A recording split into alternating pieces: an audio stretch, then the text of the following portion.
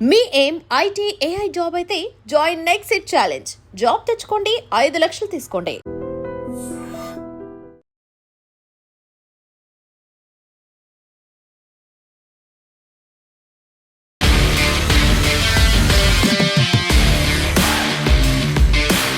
నమస్తే, welcome to I dream weekend update with Kavitha. మనతో పాటుగా ఉన్నారు foundation for democratic reforms founder doctor Jayaprakash Narayana garu. Sir నమస్తే. సార్ నమస్తే కవిత. సార్, ఇప్పుడు అమెరికా మన మీద 25% నుంచి టారిఫ్ని 50% చేసింది. మనమేమో ఆల్టర్నేట్స్ వెతుక్కుంటున్నాము. అదర్ 40 కంట్రీస్ మీద ఫోకస్ అనేది ట్రేడ్ కోసం పెట్టుకుంటున్నాం. ఎట్ ద సేమ్ టైం రష్యాతో కావచ్చు, చైనాతో కావచ్చు, మళ్ళీ మనం ఒక ద్వైపాక్షిక కాదు త్రైపాక్షిక సంబంధాలు కూడా మెరుగుపరుచుకోవాలని చూస్తున్నాం. యాక్చువల్గా మనం ఫోకస్ పెట్టాల్సింది దేని మీద సార్? అమెరికా కాదు అంటే వేరే దేశాలు చూసుకోవాలా, లేకుంటే మనల్ని మనం ఆత్మనిర్భరంగా చేసుకోవాలంటే ఏం చేయాలంటారు? చాలా తొందరపాటుతో అమెరికా రాష్ట్రపతి ట్రంప్ తీసుకునే చర్యలు మన దేశాన్ని రష్యా, చైనా కౌగిల్లోకి పంపిస్తున్నాయి. గత 25-30 సంవత్సరాలుగా అమెరికాతో సంబంధాలు చాలా మెరుగుపడ్డాయి. దీర్ఘకాలంలో 2 పెద్ద ప్రజాస్వామ్య దేశాలుగాను, భారతదేశం ఎదుగుతున్న ఆర్థిక వ్యవస్థగాను, ప్రజాస్వామ్య దేశాల సరసన ఉంటుంది, స్వేచ్ఛకు అనుకూలంగా ఉంటుంది, అంతర్జాతీయంగా సుస్థిరత్వానికి దారితీస్తుందని చెప్పి అందరూ నమ్మారు. ఎందుకంటే మన దేశ చరిత్ర అలాంటిది. ఇతరుల మీద దుడుకు స్వభావంతో వెళ్ళటం కానీ, దాడులు చేయడం కానీ మన దేశ స్వభావం కాదు. అంతర్జాతీయ సూత్రాలను గౌరవిస్తాం మనం.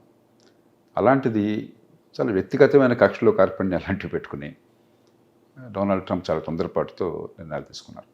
మనకి 2 రకాలుగా చూడాలి. ఒక పక్కనేమో ఎగుమతులు ప్రధానమైన దేశం కాదు మనది. మన దేశ స్థూల జాతీయోత్పత్తిలో ఎగుమతులు 11-12% ఉన్నాయి. కాబట్టి ఎగుమతులు, ఒక దేశానికి వెళ్ళే ఎగుమతుల్లో కొంత ఇబ్బంది కలిగిన మాత్రం దేశం తీవ్ర సంక్షోభంలో కూరుకుపోదు. కానీ ఖచ్చితంగా లక్షలాది మందికి తీవ్రమైన ఇబ్బంది వాటిల్లుతుంది.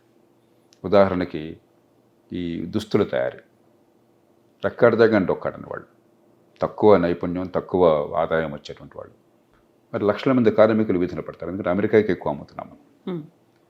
మన తెలుగు రాష్ట్రాలు తీసుకున్నట్టయితే, ఆంధ్రప్రదేశ్ తీసుకున్నట్టయితే రొయ్యల పెంపకం, ఈ మధ్య దాకా రొయ్యల ఎగుమతిలో భారతదేశం నెంబర్ 1.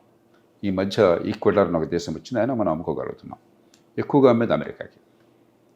అలాగే 3 జెమ్స్ అండ్ జ్యువెలరీ, గుజరాత్లో, సూరత్ ప్రాంతాల్లో మీకు ప్రపంచంలో ఎక్కడ ఈ మణిమాణిక్యాలు ఉన్నా కూడా వాటిని పాలిష్ చేయటము, కట్ చేయటం అంతా కూడా మన దేశంలో జరుగుతుంది. ప్రపంచానికి ఇది కేంద్రమైంది. మరి సంపన్న దేశం కాబట్టి జెమ్స్ అండ్ జ్యువెలరీకి బాగా డిమాండ్ ఉంది, గిరాకీ ఉండేది అమెరికాలో. ఈ 3 రంగాలు చాలా ప్రస్ఫుటంగా కనిపిస్తున్నాయి. 3 కూడా లేబర్ ఇంటెన్సివ్. మనకి ఉపాధి కల్పన కావాలి, తక్కువ నైపుణ్యం ఉన్న వాళ్ళకి ఉపాధి ఆదాయాలు కావాలి, మరి అసంఘటిత రంగం నుంచి సంఘటిత రంగం తీసుకోవాలని చెప్పంటే ఈ 3 చాలా ముఖ్యమైనటువంటి రంగాలు. కాబట్టి ఖచ్చితంగా మనకి ఇబ్బంది ఏర్పడుతుంది. దానికి ప్రత్యామ్నాయం ప్రస్తుతానికి చైనా, రష్యాకి ఆధారం. ఎందుకంటే చైనాలో మన వస్తువులను నమ్ముకునేటువంటి పరిస్థితి లేదు. చైనా దాదాపు ప్రతి వస్తువు విషయంలో కూడా మనకంటే సమర్థంగా తక్కువ ఖరీదు చేయగలుగుతుంది. వివిధ పద్ధతుల వల్ల, కొంత నైపుణ్యం వల్ల, ఉత్పాదకత ఉండటం వల్ల, కొంత ప్రభుత్వం నుంచి వచ్చేటువంటి అదనపు సాయం వల్ల బాగా సంపన్న దేశం కాబట్టి మనతో పోలిస్తే. అలాగే రష్యాకు కూడా మనం అమ్మగలిగేది చాలా తక్కువ. ఉదాహరణకి రష్యా నుంచి ముడి చమురు మనం తీసుకుంటున్నా కూడా రష్యాకి అమ్మేది పెద్ద కనిపించట్లేదు, కొద్దిగా పెరుగుతుంది. కానీ అంచేత అమెరికా కానీ, పాశ్చాత్య దేశాలు కానీ మన మార్కెట్కి ఎగుమతుల విషయంలో కీలకమే, దానిలో ఏమాత్రం అనుమానం లేదు. అంచేత అక్కడ సయోధ్య ఏదో రకంగా తీసుకురావాలి. ఈ పూనకాన్ని తగ్గించి కొంచెం పట్టుబిడుపులు ప్రదర్శించి చేయాలి. ఉదాహరణకి 25% రష్యా చమురు కొంటున్నాం కాబట్టి అని చెప్పినది, రష్యాని మీరు కౌగులించుకుంటూ రోజును పుట్టినతో మంచి సంబంధాలు మీకుంటూ, మీకును యుక్రెయిన్కి ఎక్కడెక్కడ యుద్ధం అయితే, రష్యాకి యుక్రెయిన్ యుద్ధం అయితే మా మీద పడిపోతే ఎట్లాగా, ఊరు మంగళమే పడుతుందని చెప్పని హేతుబద్ధం కాదు. ఏంటంటే భారతదేశం పెద్ద ఎత్తున ఈ రిఫైనరీస్ దిగుమతి చేసుకుంటోంది. భారతదేశం దిగుమతి చేసుకోకపోతే చైనా కానీ మరో దేశం కానీ రిఫైనింగ్ కెపాసిటీ లేదు అంతగా, వాళ్ళు వృద్ధి చేయాలి. కాబట్టి చైనా అంత ఎక్కువ కొనలేదు వాళ్ళ అంచనా. అలాగే రష్యాలో ఈ మధ్య యుక్రెయిన్ యుద్ధం వల్ల రిఫైనింగ్ కెపాసిటీ ఇంకా తగ్గుతుంది. కొన్ని చోట్ల ఈ రిఫైనర్స్ మీద దాడి చేస్తున్నారు యుక్రెయినర్స్. కాబట్టి భారతదేశానికి కనుక అమ్ముకోలేకపోయినట్టయితే రష్యా కాళ్ళ బేరానికి వస్తుందని చెప్పి ఒక అంచనా అయి ఉండొచ్చు. కానీ దానికి మనల్ని బలిపశం చేయడం ధర్మం కాదు. కాబట్టి మనం కాస్త పట్టుబడి ప్రదర్శించి సరిగ్గా కనుక వ్యవహరించేటైతే బహుశా ఈ 25% ఈ సెకండరీ టారిఫ్స్ అంటాం, సెకండరీ శాంక్షన్స్, అవి పోవచ్చు. ఇవాళ కాకపోతే రేపైనా పోతాయి. యుక్రెయిన్లో అక్కడ ఎంతో కొంత పూర్తి శాంతి కాకపోయినా కూడా కాల్పుల విరమణ వచ్చినా, కొంత శాంతికి మార్గం ఏర్పడినా అవి పోతాయి. ఇక మిగతా 25% మీద మనం కొంచెం కుస్తీలు పడాలి. అయితే దీన్ని ఒక అవకాశంగా మలుచుకోవాలి. ఖచ్చితంగా జాతీయ స్థాయిలో ప్రభుత్వానికి ఆర్థికంగా ఇప్పుడు ఇవాళ గత 10 ఏళ్ల విధానాల వల్ల కొంచెం పుష్టిగా ఉంది. చాలా ఆర్థిక క్రమశిక్షణ పాటించారు. దానికి ఈ ప్రభుత్వాన్ని అభినందించాలి. 3 విషయాల్లో గత 10 ఏళ్లలో గణనీయమైనటువంటి మంచి మార్పులు వచ్చినాయి. ఒకటి, ఆర్థిక క్రమశిక్షణ. దాంతో వనరులను గురించి అంత భయం లేని పరిస్థితి. అంటే ఖర్చును జాగ్రత్తగా అదుపులో ఉంచడం, మరి ఆదాయాన్ని పెంచడం, పొదుపుగా వాడడం. దీనివల్ల ఆర్థికంగా కాస్త గతంతో పోలిస్తే పరిస్థితి కాస్త బాగుంది. రెండోది, బ్యాంకులు ఈ ప్రభుత్వం వచ్చినప్పుడు 2014లో చాలా ఖాయిలా పడ్డాయి. దాదాపు ఏడాదికి 80-90 వేల కోట్ల రూపాయలు నష్టపోతున్నాయి. ఇప్పుడు దాదాపుగా 80-90 వేల కోట్లు, 1,00,000 కోట్ల రూపాయలు ప్రతి సంవత్సరం లాభాలు ఆర్జిస్తున్నాయి. ఆ డబ్బంతా ప్రభుత్వ ఖజానాకి ఏదో రూపంలో చాలా మెరుగెడుతుంది. ప్రభుత్వ బ్యాంకులు కాబట్టి, నేను ప్రభుత్వ రంగ బ్యాంకులు, ప్రైవేట్ బ్యాంకుల గురించి మాట్లాడలేదు. అలాగే మూడోది, మౌలిక సదుపాయాలు, మూల పెట్టుబడుల మీద చాలా పెద్ద దృష్టి పెట్టారు. దేశంలో రికార్డు స్థాయిలో మొత్తం ఎంత పెట్టుబడి పెట్టారని చెప్పి చూసినా, లేకపోతే జాతీయ ఆదాయంలో ఎంత శాతాన్ని పెట్టుబడి పెట్టారని చూసి, 2 రకాలుగా కూడా రికార్డు స్థాయిలో పెట్టుబడి ప్రభుత్వం పెడతాం. అందుకనే జాతీయ రహదారులు కానీ, లేకపోతే ఓడరేవులు కానీ, మిగతావి కానీ చాలా పెద్ద ఎత్తున మరి చాలా వెనకబడ్డాం గతంలో. ప్రపంచంలో G20 దేశాలతో, G7 దేశాలతో పోలిసి చాలా వెనకబడ్డాం. దాన్ని చాలా మేరకు సవరించే ప్రయత్నం జరిగింది. ఈ కారణాల వల్ల ప్రభుత్వానికి ఆర్థికంగా వెసులుబాటు ఉంది. అందుకనే ఇప్పుడు ఈ చాలా కాలం నుంచి కోరుతున్నటువంటి GST తగ్గించడం వగైరా ఇప్పుడు నిర్ణయాలు తీసుకోగలుగుతున్నారు. అలాగే కష్టంలో ఉన్నటువంటి కార్మికులను ఆదుకోవటం కానీ, ఆ పరిశ్రమలు మరి ఎగుమతుల మీద ఆధారపడే పరిశ్రమలకి మరి కొన్ని రాయితీలు ఇవ్వటం కానీ అది సాధ్యమవుతుంది. అది ఒక పక్కన అలాగే చేయాలి. అలాగే వేరే మార్కెట్లు వెంటనే కాకపోయినా కూడా కొంతకాలం పోయాక ఒక్క దేశమే ఆధారపడకుండా మార్కెట్లు పెంచుకునే ప్రయత్నం చేయాలి. కానీ నిజమైన సమస్య భారతదేశంలో అంతర్గతమైనది. అంతర్గతంగా ఆర్థిక సమస్యలు. అది ఎందుకంటే మన ఉత్పాదకత ఎందుకు అంత సరిగ్గా లేదు? ఎందుకు మనం చైనా లాంటి దేశాలతో పోటీ పడలేకపోతున్నాం? ఎందుకు మనకంటే బంగ్లాదేశ్ లాంటి దేశం కూడా దుస్తులు తయారీ బ్రహ్మాండంగా చేస్తుంది? కాటన్ ఉత్పత్తిలో మనం ధీటుగా ఉన్నాం. నెంబర్ 1, దాదాపు నెంబర్ 2 కాటన్ ఉత్పత్తి. కాటన్ని బంగ్లాదేశ్కో లేదా వియత్నాంకో ఎగుమతి చేసి అక్కడ దుస్తులు తయారు చేసి వాళ్ళతో అమ్మించడం ప్రపంచం అంతా కూడా. మనం అంతా కలిపితే దుస్తుల తయారీ బాగా ఎందుకు దుస్తుల తయారీ గురించి చెప్తున్నానంటే, ప్రతి మనకున్నది చాలా ఎక్కువ మంది ఈ అసంఘటిత రంగంలో ఉన్నవాళ్ళు, రెక్కాడితే కానీ డొక్కాడని వాళ్ళు, నలజీతం లేని వాళ్ళు, వాళ్ళందరినీ కూడా ఈ ఉపాధి కల్పించాలి అని చెప్పంటే తేలిగ్గా ఇచ్చే దుస్తులు తయారీ. మరి మనం అంతా కలిస్తే పట్టుమని $30 బిలియన్ కూడా ఎగుమతి చేయలేకపోతున్నాం. చైనా $325 బిలియన్ చేసింది పీక్ టైంలో. మనకంటే 5 రెట్లు సంపద ఉన్న దేశం. మనలాగా మరి అసంఘటిత రంగం అంత పెద్దది లేదు. రెక్కాడితే డొక్కాడిన వాళ్ళు మన దేశంలాగా అంతమంది లేరు. అయినా కూడా చైనా అటు అత్యున్నత స్థాయిలో పెద్ద పెద్ద రంగాల్లోనూ, ఉదాహరణకి ఎలక్ట్రిక్ కార్లు, బ్యాటరీలు, కంప్యూటర్లు, మొబైల్ ఫోన్లు, స్మార్ట్ ఫోన్లు, ఏదన్నా అవన్నీ చేస్తున్నారు. అదే సమయంలో కింది స్థాయిలో ఉన్నటువంటివి, ఇది నైపుణ్యం పెద్దగా లేని వాళ్ళకు ఉపాధి కలిగించే కూడా మనకంటే 8 రెట్లు ఎందుకు చేయగలుగుతున్నారు? మనం ఎందుకు చేయట్లేదు? మనం ఒకసారి మనలో మనం ఆత్మవిమర్శ చేసుకోవాలి. ఈ దేశంలో ఈ లేబర్ ఇంటెన్సివ్ ఇండస్ట్రీ, తక్కువ నైపుణ్యం ఉన్న వాళ్ళని ఎక్కువ మందిని ఉపయోగించి వాళ్ళకి ఉపాధి కలిగించే పరిశ్రమల్ని పెద్ద ఎత్తున ప్రోత్సహించేది పోయి అన్ని రకాలుగా అవరోధాలు. భూమి పెద్ద అవరోధం, ల్యాండ్ రికార్డులు సరిగ్గా ఉండవు. భూమిని కొనుక్కోవాలని చెప్పంటే పరిశ్రమ పెట్టడం కోసం 170 పాళ్ళు డబ్బంతా భూమిలో పోతుంది. దానిలో బోల్డ్ రకరకాలైనటువంటి అడ్డంకులు, భూసేకరణలో బోల్డ్ ఇబ్బందులు తీసుకొచ్చి పెట్టారు. మంచి ఉద్దేశంతోనే చట్టం తీసుకొచ్చి అసలు భూసేకరణ అసాధ్యం చేశారు. మరి లేబర్ లాస్, కార్మిక చట్టాలు, అసలు ఉపాధి లేకుండా కార్మిక చట్టాలు ఏమిటి? ముందు ఉపాధిని పెంచే కార్యక్రమం కావాలి. మన కార్మిక చట్టాలు ఏం చేస్తున్నాయి? ఉపాధిని ఆగే కార్యక్రమం చేస్తున్నాయి. అరే వీడిని ఉద్యోగంలో తీసుకుంటే నాకు అనవసరంగా తలప్రాణం తక్కువ వస్తుంది, తీసుకోకుండా చేద్దాం అనే పరిస్థితి మనం కల్పించాం. అట్లాగే నైపుణ్యం ఏది? మీకు ఆధునిక ఆర్థిక వ్యవస్థలో మీకు ఉపాధి పెరగాలని చెప్పి నైపుణ్యం కావాలి. నైపుణ్యం కావాలంటే మంచి ప్రమాణాలు, కనీసం స్కూల్ స్థాయి 10-12 ఏళ్ళు మంచి విద్య కావాలి. రోజు మొత్తుకుంటున్నాం మనం. నిన్న మొన్న కూడా నేషనల్ అచీవ్మెంట్ సర్వే వచ్చింది. దానిలో ఏం చెప్పారు? చిన్న చిన్న లెక్కలు చేయాలని చెప్పంటే 9వ తరగతిలో 100కి 30-40 మంది మాత్రమే కొంతనే చేయగలుగుతున్నారు. 90-95% మంది పాస్ అవుతుంటే ఆ క్లాసుల్లో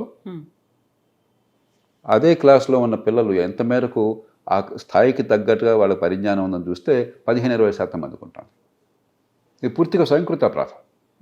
ప్రతి ప్రభుత్వం ముఖ్యంగా రాష్ట్రాల్లో వచ్చినప్పుడు బ్రహ్మాండంగా బేరాలు పలుకుతుంది. కానీ 30 ఏళ్ల నుంచి చదువు ఇట్లాగే తగలడింది. దాంతో ఏమైంది, పేద కుటుంబాలకి డబ్బున్న వాళ్ళు చదువుకున్న వాళ్ళే తంటాలు పడుతున్నారు. ఖరీదైన ప్రైవేట్ స్కూల్ కావచ్చు, ఇంట్లో ట్యూషన్లు కావచ్చు, అయితే వాళ్ళు డబ్బును తంటాలు పడుతున్నారు. కానీ దిగువ మధ్యతరగతి పేద కుటుంబాల్లో పిల్లలకి చదివించాలన్న కోరిక ఉన్నది, ఆ పిల్లలు ఎదగాలన్న కోరిక ఉన్నది. కానీ ఇది అవకాశం లేకుండా పోతుంది, కొద్దిమంది తప్ప. వాళ్ళందరికీ కసి, ఆక్రోశం. గవర్నమెంట్ పార్టీలు ఏం చేస్తున్నాయి, ప్రభుత్వ ఉద్యోగాలు ఇచ్చేస్తాం, మెగా డిఎస్సి పెడతాం, లేకపోతే జాబ్ క్యాలెండర్ పెడతాం. అంటే మొత్తం ఉపాధిలో 100 మందికి ఉపాధి ఉంటే 3 ప్రభుత్వంలో ఉంటారు. ఈ 3ని మసిపూసి మారడికాయ చేసి భ్రమలు కల్పించి, అది అవసరమైతే ఏజ్ పెంచి, వయోపరిమితి పెంచి 35 దాకా చేస్తాం, 20 అంటే ప్రతి వాళ్ళకి ఉద్యోగం వస్తున్న భ్రమ కలిగించి మోసం చేస్తున్నారు. అక్కడి నుంచి అశాంతి, ఉద్యమాలు, ఆవేదనలు, కష్టాలు, కన్నీళ్ళు. ఆర్థిక వ్యవస్థ పెరగటము, ఉత్పత్తిలో పాలు పంచుకోవడం తప్ప వేరే మార్గం లేదు. అది కావాలంటే నైపుణ్యం కావాలి. ఆ నైపుణ్యాన్ని ఇచ్చేది లేదు. మరి లేబర్ ఇంటెన్సివ్ ఇండస్ట్రీ రావాలంటే అన్ని అడ్డంకులు పెడుతున్నాము. నిన్న మొన్న పత్రికల్లో వచ్చింది ఒక వార్త. రామగుండం, ఇప్పుడు రాష్ట్రంలో, తెలంగాణ రాష్ట్రంలో యూరియా కొరత ఉన్నది. రామగుండం ఫ్యాక్టరీ యూరియా ఉత్పత్తి చేస్తుంది. దాంట్లో రాష్ట్ర ప్రభుత్వానికి కూడా వాటా ఉన్నది. జాతీయ స్థాయిలో ప్రభుత్వ రంగ సంస్థలకి, రాష్ట్రంలో ప్రభుత్వానికి, అంటే ఒక రకంగా ప్రభుత్వ సంస్థ కదా, జాయింట్ వెంచర్ అది. అక్కడ యూరియా ఉత్పత్తి అవుతుంది. అక్కడ ఏదో సాంకేతిక కారణాల వల్ల ఫ్యాక్టరీ మూతపడింది. దాన్ని రిపేర్ చేయడం కోసం కాంట్రాక్టర్ని పెడితే శాసనసభ్యుడు ఒక ఆయన, నా సంగతి చూస్తే తప్ప, నాకు ముడితే తప్ప దాన్ని ఎలా నడుస్తూ చూస్తానని చెప్పి అడుగుతున్నాడు. చివరికి మన మంత్రివర్గంలో మంత్రులు చేసిందేంటి, పిలిచి బతిమలాడి బుజ్జగించి ఏదో చెప్పాల్సి వచ్చిందట. ఇంకా పరిశ్రమలు అట్లా వస్తాయి. ప్రభుత్వ సంస్థనే మనం ఇట్లా చేస్తుంటే, యూరియా ఉత్పత్తి చేసే ప్రభుత్వ సంస్థ, యూరియా కొరత ఉన్నది రైతులకి, అక్కడ కూడా మనం అదుపు చేయలేకపోతే ఈ రాజకీయంలోని వికృత చేష్టల్ని, మనకు ఆర్థిక పరిస్థితి ఎట్లా బాగుపడుతుంది? అదేమంటే 30 కోట్లు ఖర్చు పెట్టాం ఎలక్షన్లో, మరి మేము సంపాదించాలి కదా, రికవరీ అవ్వాలి. అది ఎక్కడ ఏమిటని చెప్పిన ఇదే లేదు. అంచేత ఈ సమస్యలన్నీ అంతర్గతమైనవి. దీనివల్ల ఏమవుతుంది, బడితున్నవాడిదే బర్రె అయిపోయింది. ఈ బడితున్నవాడిదే బర్రెగా ఉంటే పారిశ్రామికీకరణ ఒక స్థాయి మించి జరగదు. చాలా పెద్దవాళ్ళు, కొంచెం బలం ఉన్నవాళ్ళు, ముఖ్యమంత్రి, ప్రధానమంత్రి స్థాయిలో సంబంధాలు ఉన్నవాళ్ళు ఏదో ప్రయత్నం చేసుకుంటారు.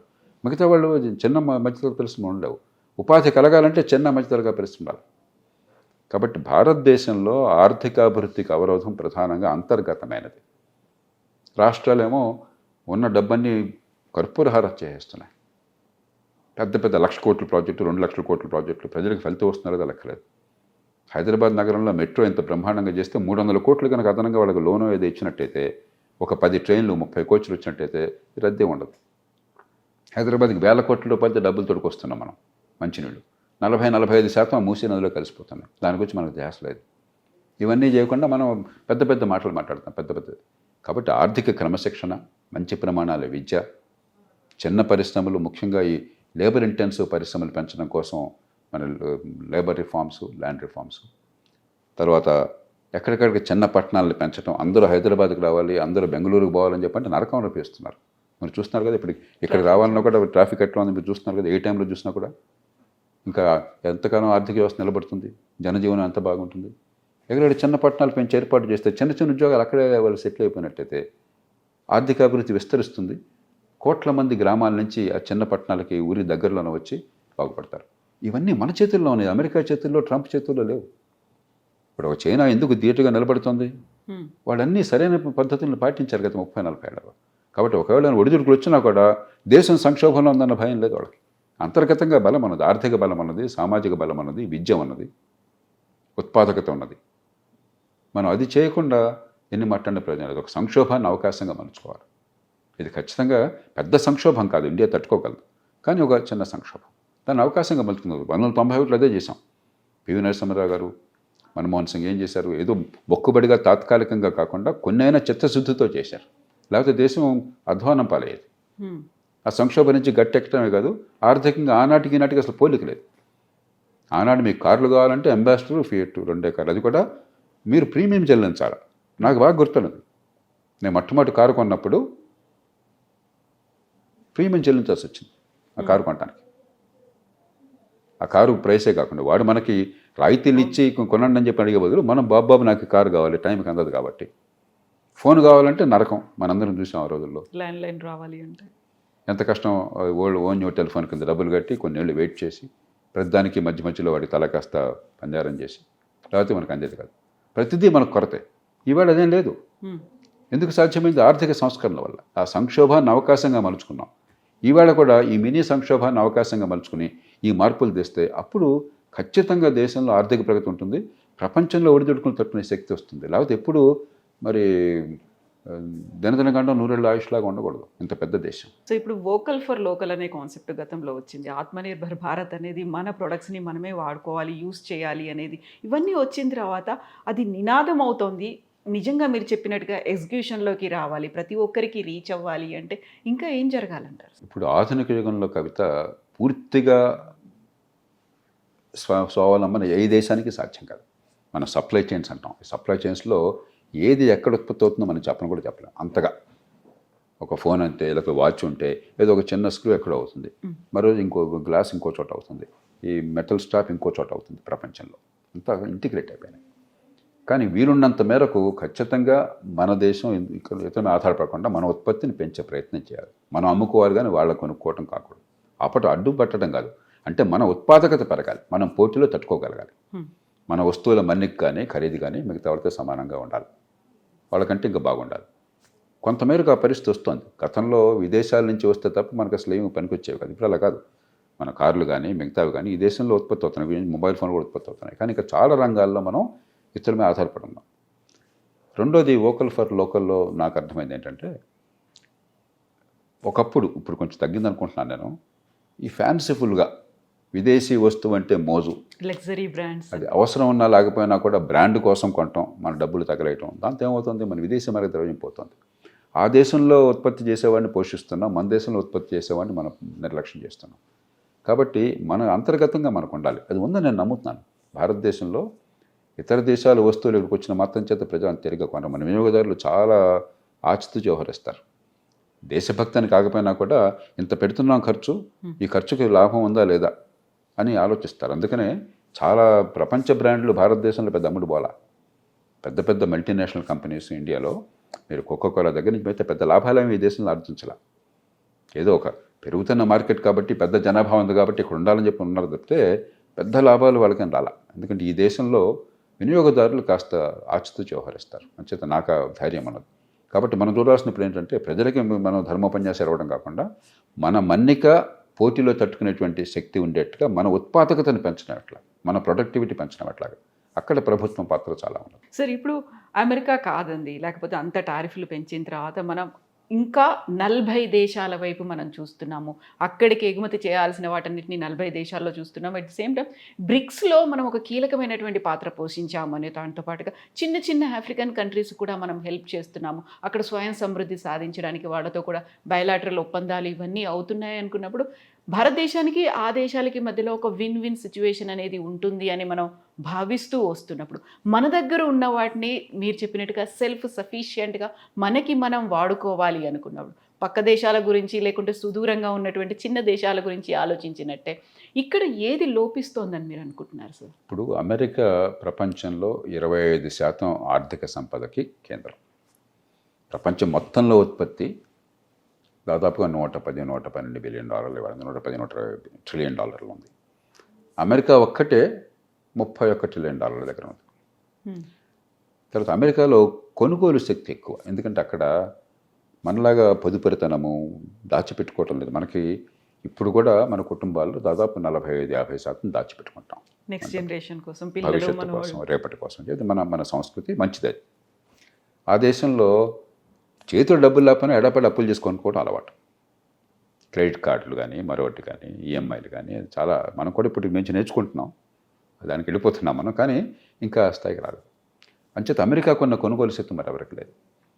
ఆ కారణంగా ప్రపంచ మార్కెట్లో 25% అమెరికాలో ఉంది, అందుకంటే ఎక్కువ కూడా ఉండొచ్చు.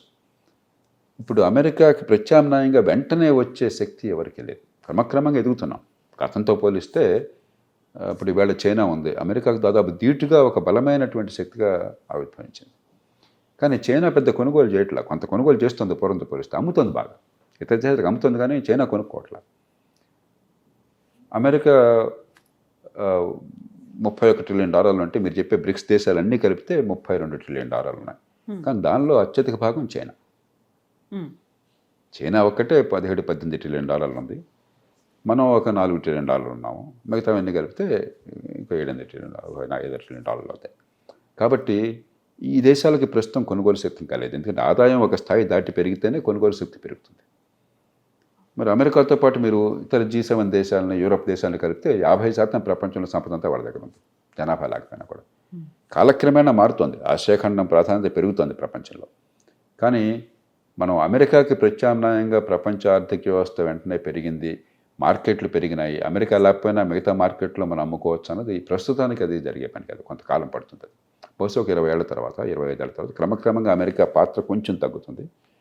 అమెరికా ప్రపంచం నెంబర్ 1గానే కొనసాగుతుంది, కానీ అమెరికా పాత్ర కొంచెం తగ్గుతుంది, మిగతా దేశాల పాత్ర పెరుగుతుంది. అది ఇప్పటికే ప్రారంభమైంది 20 ఏళ్ళుగా, వచ్చే 20 ఏళ్ళు ఇంకా పెరుగుతుంది. అంచేత మనం ఇప్పుడు ఏదో మనం ప్రపంచాన్ని జయించేసామని చెప్పిన గర్వంతో విరవగడం కాకుండా కాస్తంత నమ్రతతో కొంచెం మన భవిష్యత్ ప్రయోజనాలను దృష్టిలో ఉంచుకుని పట్టుదల ప్రదర్శించాలి.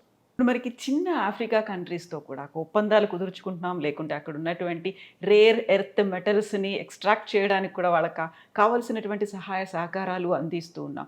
మీరు చెప్పినట్టుగా ఇప్పుడు బ్రిక్స్ దేశాలకి అంత తక్కువ అనేది కెపాసిటీ ఉన్నప్పుడు చిన్న చిన్న దేశాలతో పోలిస్తే వాళ్ళతో ఫ్రెండ్షిప్స్ కావచ్చు, లేకపోతే స్వయంగా ప్రధానమంత్రి నరేంద్ర మోదీ అక్కడికి వెళ్ళి వాళ్ళతో మాట్లాడడం, ఇప్పటిదాకా ఎవరు చేయని పని మనం మోదీ చేశారు అనేటువంటి వార్తలు, విశ్లేషణలు ఇవన్నీ చూసిన తర్వాత ఎస్ మీరు చెప్పినట్టుగా అమెరికాని ఢీకొని ఇంకో చోటికి వెళ్ళడం అంటే కొంచెం కష్టమైనప్పటికీ కూడా అమెరికాలో ఉన్నటువంటి ఎకానమిస్టులు మాత్రం మనల్ని ఒక ఏనుగులాగా అభివర్ణిస్తున్నారు. అమెరికానేమో ఒక చిన్న ర్యాట్ అయినట్టు. ఎక్కువ ఊహించుకోవద్దు. కానీ మొదటిది ఏంటంటే చైనా ప్రపంచంలో ఎక్కడ ఈ ఇంధనాలు ఉన్నా సరే, లేకపోతే ఎక్కడ ఓర్స్ అంటాం మనం, ఖనిజాలు ఉన్నా సరే, చాలా ముందు చూపుతూ ఆ దేశాలతో సంబంధాలు పెట్టుకుని అక్కడ మైన్స్ అన్నింటిని కూడా వాళ్ళు సొంతం చేసుకోగలిగారు. కాబట్టి ప్రపంచంలో ఈవేళ మీరు చెప్పారు ఇందాక క్రిటికల్ మినరల్స్ అని చెప్పంటాం, రేర్ ఎర్త్స్, అక్కడ 90% చైనాలో ఉత్పత్తి అవుతున్నాయి. అంటే దాదాపు టోటల్ మొనోపలీ వచ్చేసింది చైనాకి. అట్లాగే ఇతరమైన రంగాల్లో కూడా అక్కడ చాలా జాగ్రత్తగా, చాలా ముందు చూపుతూ వ్యవహరించారు. భారత్ కొంచెం నేర్చుకుని కొంచెం ప్రయత్నం చేస్తుంది ఇప్పుడు. ఒకటి ఆ కారణం. రెండోది, ఈవేళ ఆఫ్రికా చాలా ఆర్థికంగా పెరిగిందని కాదు. ఆఫ్రికాలో ఖనిజ సంపద చాలా ఉంది. మనం ఒక ప్రపంచంలో గణనీయమైన దేశంగా ఇప్పటికే 4వ ఆర్థిక వ్యవస్థగా ఉన్నాం. రేపు త్వరలో 3వ ఆర్థిక వ్యవస్థ అవుతాం. చైనా అంత స్థాయి కాకపోయినా మనకు కొంచెం కీలకమైన ప్రభావం, మన జనాభా కానీ, మన సంస్కృతి కానీ మనకున్న ప్రభావం వల్ల. అలాంటి ఆఫ్రికాని మనం విస్మరించలేం. ఇవన్నీ కూడా దీర్ఘకాలంలో ప్రపంచంలో మన ఎంతో కొంత మన ప్రభావం ఉండటం కోసం, మనకి ఒక ప్రపంచంలో గుర్తించదగ్గ ఒక దేశంగా మన గణన కోసం అని చెప్పని ఈ దేశాలతో సంబంధాలు అవసరం. మూడోది, ఆఫ్రికా ఈవేళ జనాభా 130-140 కోట్లు ఉన్నది, 250 కోట్లు కాబోతోంది. ప్రపంచంలో అన్ని ఇతర ఖండాల్లో జనాభా తగ్గబోతోంది వచ్చే 40-50 ఏళ్లలో, భారత్తో సహా. భారత్ జనాభా బహుశా 160-165 కోట్లకి వెళ్ళి 170 దాటదు. తర్వాత అక్కడ ఆగిపోయి క్రమక్రమంగా తగ్గుతుంది. చైనా తగ్గటం మొదలెట్టింది, జపాన్ తగ్గటం మొదలెట్టింది, యూరోప్లో దాదాపు అన్ని దేశాలు తగ్గటం మొదలెట్టినాయి. కానీ ఆఫ్రికా ఖండం జనాభా రెట్టింపు కాబోతుంది. కాబట్టి ఒక 50 ఏళ్ల తర్వాత మీరు ప్రపంచాన్ని ఊహిస్తే ప్రపంచంలో సగం మంది కాకపోయినా 30% పైగా 40% దాకా ఆఫ్రికా వాళ్ళు ఉంటారు. అంచేత ఆఫ్రికా భవిష్యత్తును గురించి ఆలోచించాలి మనం. ఒక సత్సంబంధాలు ఈవేళ ఒక్కరోజున వెంటనే ఫలితాలు వస్తాయి కాదు. ఇప్పటికే మన దౌత్య సంబంధాలు ప్రపంచంతో అనుకున్నంత ఎక్కువగా లేవు. ఎందుకంటే మనకి దౌత్య నీతి మీద అంత దృష్టి పెట్టాల. మన ఫారిన్ సర్వీస్ అధికారులు ఉన్నారు, కొన్ని సిబ్బంది అనుకో చాలా తక్కువ. ఆయా దేశాలకి కొన్ని 100 మంది సిబ్బంది ఉంటే మనం కొన్ని 10 మంది సిబ్బందితో నడుపుకొస్తున్నాం. కాబట్టి మనం ఆ దేశాలతో సంబంధాలు పెరగాలి, దీర్ఘకాలికంగా మనకి సంబంధాలు ఉండాలి దౌత్య నీతిలో అని చెప్పంటే దృష్టి పెట్టాలి. ఆ ప్రయత్నం కొంత చేస్తున్నాం మన వనరుల మేరకు. మన దేశంలో సమస్యలను పక్కన పెట్టి ఇతరులకు సాయం చేసే శక్తి మనకు లేదు. మనకున్నంతలో వాళ్ళతో సంబంధాలు పెంచుకుంటున్నాం. చైనా నుంచి పాఠాలు నేర్చుకుంటున్నాం. చైనా ఏం చేశారంటే కొంచెం దుడుకు స్వభావం కూడా చైనా చూపెట్టింది. అక్కడ ఆ దేశాల్లో ఉన్నటువంటి నియంత్రణకు ఎవరికో లంచాలు ఇచ్చేసి ఆ ప్రజల్ని కొంచెం తక్కువగా చూసి చైనా నుంచి మరి ఉద్యోగులు మేనేజర్లు వెళ్ళినట్లయితే వాళ్ళు కూడా ప్రజలు చులకన చేసేలాంటివి చేశారు. మన భారతదేశం వాళ్ళ నుంచి పాఠాలు నేర్చుకుని కొంచెం జాగ్రత్తగా వ్యవహరిస్తుంది. ఎందుకంటే చైనా అంటే ఆఫ్రికా చాలా దేశాల్లో కొంత నిరసన కూడా ప్రజల్లో ఉంది. అంచేత ఇవి దీర్ఘకాలంగా ఫలితాలను ఇచ్చేవి, వెంటనే కాదు. ఖచ్చితంగా ఖనిజ సంపద వీలున్నంత మేరకు మనకు నష్టం లేకుండా చూసుకోవాలి. సో ఈ ఏనుగు ఎలక ఏంటి సార్ అసలు? ఏదో ఇప్పుడు ఒక కార్టూన్లతో పోలికలను మనం సీరియస్గా తీసుకోకూడదు. మనం డెంగ్ సియాపింగ్ చైనీస్ నాయకుడు, గతించిన నాయకుడు, ఆయన చైనాలో ఈ మౌలికమైన మార్పుకి విప్లవానికి నాంది పలికాడు. మార్కెట్ విప్లవానికి, స్వేచ్ఛా వాణిజ్యానికి, ఆర్థిక ప్రగతికి నాంది పలికిన ఆయన ఎప్పుడు చెప్పేవాడు చైనాలో తన కమ్యూనిస్ట్ పార్టీని, ప్రభుత్వాన్ని ఉద్దేశించి, మీ బలాన్ని దాచుకోండి, చూపెట్టబోకండి, ప్రగల్భాలు పలకబోకండి, మెత్తగా ఉండండి. కొన్ని సమస్యలు వెంటనే పరిష్కారం కావు, ఒక తరంకాలం తర్వాత అవుతాయి, కొంపనికి పని లేదు. ప్రస్తుతం ఆర్థికాభివృద్ధి మీద, దేశాన్ని బలోపేతం చేయడం మీద, సమాజాన్ని కల్పించడం మీద దృష్టి పెట్టండి అని చెప్పాను. మనం దాని నుంచి నేర్చుకుంటే చాలా మంచిది. And for more videos, Please subscribe to iDream. Please subscribe to iDream. Please subscribe iDream. And please subscribe to iDream. For more videos, subscribe to iDream. please like, share and subscribe to the channel. Congratulations, iDream. Subscribe to iDream. Subscribe to iDream. So subscribe to iDream Media. iDream team అందరికి huge congratulations. Please subscribe iDream Media. Please subscribe to iDream. Subscribe iDream. Please subscribe to iDream. iDream అంటే నా కళల ఛానల్ను subscribe చేసుకున్న నోరు తిరుగుతలేదు, మీరైతే గంట గుర్తు కొట్టండి. For more such videos, please subscribe to iDream. Subscribe to iDream. Please subscribe to iDream. Please subscribe iDream Media. Please do subscribe to iDream. Please subscribe to iDream Media. For best entertainment and information, please subscribe iDream. And don't forget to subscribe to iDream.